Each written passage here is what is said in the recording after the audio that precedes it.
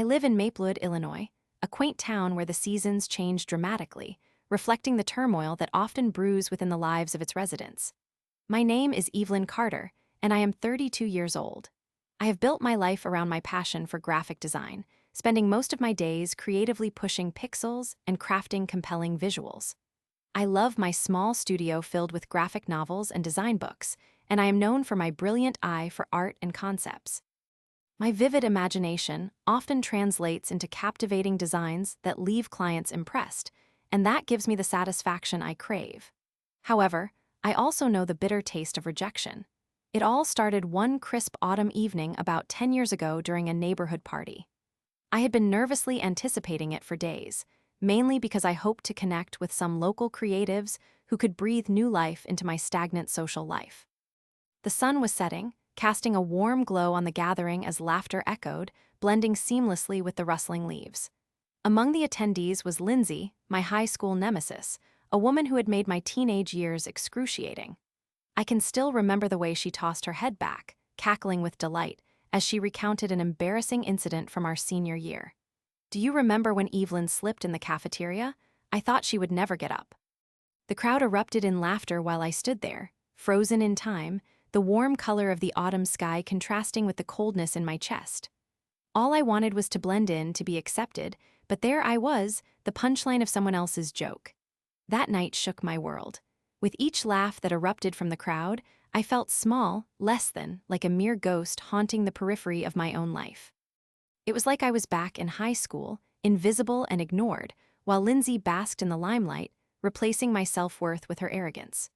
Weeks passed after that wretched evening, and I remained unsatisfied with my life. I wanted to prove I was more than just the girl who had fallen in the cafeteria. I wanted to show Lindsay, and everyone else, that I had become someone. I needed her to know that she would not always hold the power to define my worth. At that moment, it became clear. I had become determined to rise above my embarrassment and finally succeed on my own terms, but Lindsay's taunting words echoed in my mind, spurring me toward a singular objective: triumph over her dismissive laughter. In an effort to reclaim my narrative, I threw myself into work. I hardly left my studio, often neglecting food and sleep as I honed my skills. I spent late nights molding my portfolio, designing branding for small companies, and taking freelance gigs. I dove headfirst into the local art scene, networking and showcasing my work, trying to climb the social ladder of creativity. With every successful project, I felt a little more whole. But still, the shadow of Lindsay's laughter loomed over me, reminding me of that fateful evening. After years of hard work, I finally managed to secure a position at a prominent marketing agency in Chicago.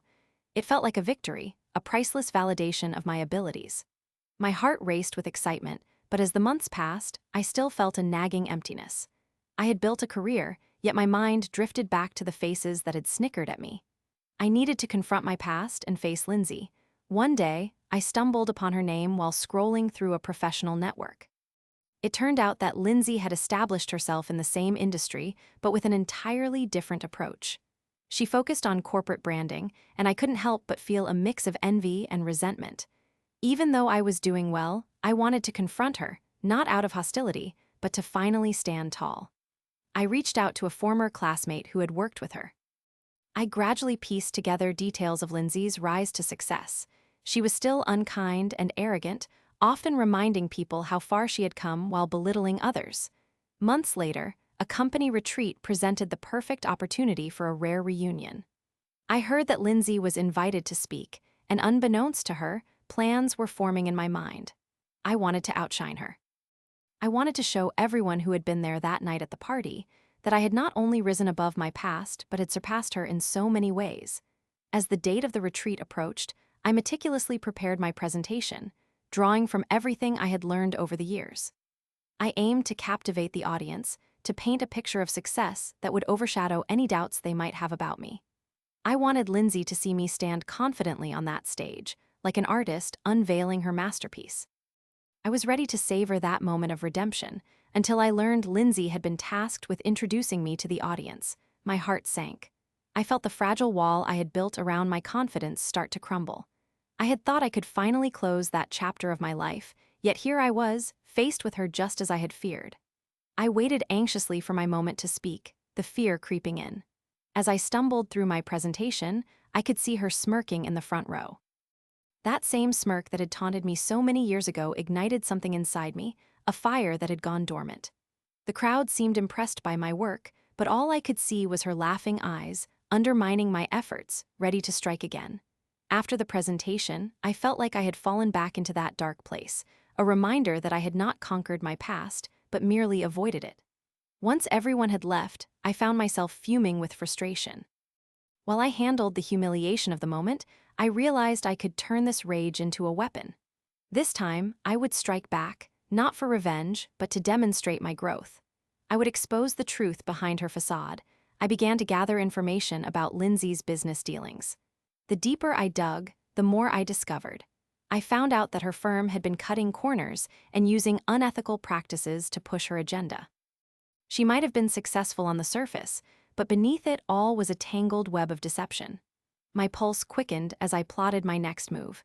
Instead of directly confronting her, I would let the truth speak for itself. As I began reaching out to industry insiders, I took careful steps to document everything I found. There was something thrilling about walking this tightrope, balancing between the light of day and the darkness of my revenge.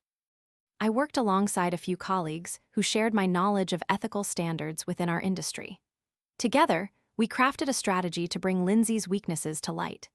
It was both exhilarating and terrifying, knowing I was inching closer to a confrontation that would define both our careers. Weeks passed, and I continued gathering evidence, piecing together reports of her business practices.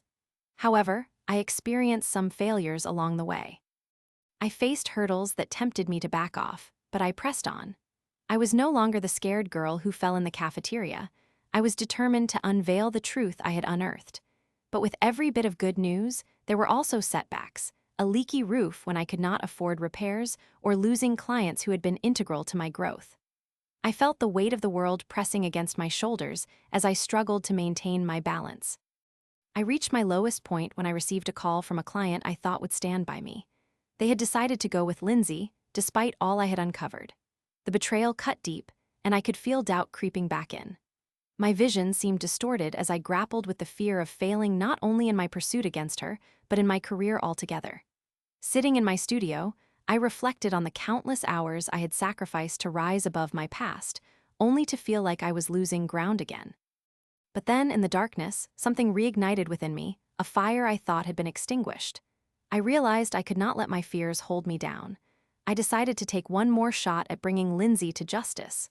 With renewed energy, I crafted a presentation not just of my findings, but also of how leaders could thrive by doing what was right. Engaging and insightful, I wanted to inspire to create change, not just revenge. I would approach the authorities in our industry, as well as potentially interested media entities. The day of reckoning arrived when everything came together. I stood in front of a panel, the culmination of years of hard work and an endless pursuit of justice resting on my shoulders. It was everything I had envisioned and more. The panel listened in rapt attention as I dismantled Lindsay's reputation with the facts I had uncovered. I explained how her practices violated the very foundation of our industry. I delivered my presentation with clarity, driven by every ounce of confidence I had regained. I stood tall and commanding. Finally, I saw the faces in the audience shift. Their expressions changed from curious interest to shock as the implications of what I had revealed sank in. The last piece of evidence sent ripples of realization across the room, and silence fell. I took a deep breath and let the moment sink in. Did I just dethrone her? Days passed, and the ripples turned into waves. The industry was swift in their response, and Lindsay's company faced scrutiny. To my astonishment, she was publicly called out, and the laughter that had once echoed during that party now faded into whispers. I had taken the power back, revealing her true self to those who had once idolized her. I had managed to transform my pain into something fruitful, justice. Months down the line, my world was revamped. I had become known not just as a talented designer, but also as an advocate for ethical practices within our industry. My reputation continued to grow, with clients lining up to collaborate with me. I felt fulfilled in ways I had never imagined. I had transformed my darkest points into beautiful victories. Yet there was one last twist I had not expected. One evening, as I worked late in my studio, I received a call. It was from a somewhat familiar voice, Lindsay S. I hesitated before answering, memories flooding back. She was not her triumphant self. She reached out, humbled and desperate, begging for a job. It seemed her empire had crumbled, and the laughter I had once endured echoed in my mind, now replaced with a bittersweet triumph. I pondered for a moment. I had the power to reject her, to rewrite our narrative once and for all, yet somehow I felt empathy. I took a deep breath, my voice steadier than it had been years prior. I told her that if she wanted to learn, she could work with me. I would offer her a chance, but it would come with a caveat. She would need to take the time to understand the importance of integrity over arrogance. Perhaps we could turn our scars into strength together. Only then would either of us truly grow. After all this time, I had finally become the architect of my own fortune, using my journey to not only find revenge, but also the possibility of forgiveness.